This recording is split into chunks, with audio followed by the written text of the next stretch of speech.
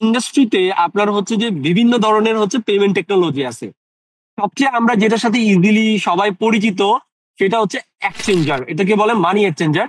যেমন MoneyGram, Wise, Xoom. Wise by the way একটা combination হচ্ছে ওয়ালেট এন্ড হচ্ছে যে এক্সচেঞ্জারের একটা কম্বিনেশন। On the other hand Xoom, Western Union, Taptap Send, এরা মেনলি এক্সচেঞ্জার। এক্সচেঞ্জারদেরকে ডিজাইন করা হয়েছিল এই কারণে যে এটাকে পি টু পি ট্রান্সফারের জন্য, অর্থাৎ পার্সন টু পার্সন।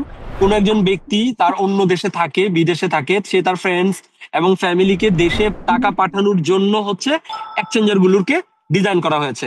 এই কারণে এক্সচেঞ্জার গুলো বিজনেস টু পার্সন বা পার্সন টু বিজনেস পেমেন্ট গুলোকে অ্যালাউ করে না। আপনারা যারা জানেন যে আপনারা মানিগ্রাম, ওয়েস্টার্ন ইউনিয়ন, তারপরে হচ্ছে যে আপনার রিয়া মানি ট্রান্সফার অথবা ট্যাপ ট্যাপ সেন্ডে আপনারা দেখবেন যে আপনারা বিজনেস কোনো কোম্পানি আপনাকে টাকা পাঠাইতে পারে না, অথবা কোনো ক্লায়েন্ট আপনার কোম্পানি ব্যাংক অ্যাকাউন্টে টাকা পাঠাইতে পারে না। এর পিছনে কারণটা হচ্ছে যে এটাকে ডিজাইন করা হয়েছে এই কারণে এইভাবে, যেটা বিদেশে যারা বসবাসরত ছিল তাদের জন্য। অবশ্যই ক্লায়েন্ট আমাদেরকে পাঠাইতে পারবে যদি সেটা one to one, person to person হয়। এই জন্যই আপনার একটা জিনিস ইন্টারেস্টিং যে আমাদের বাংলাদেশ সরকার যখন হচ্ছে যে ফরেন রেমিটেন্স হিসাবে ট্রিট করে, সেটা এক্সচেঞ্জে যে টাকাটা রিসিভ হয় সেটাকেই ফরেন রেমিটেন্স হিসাবে ট্রিট করে, বিকজ ওটাকেই ফরেন রেমিটেন্সের core method of payment receiving হিসাবে ট্রিট করা হয়।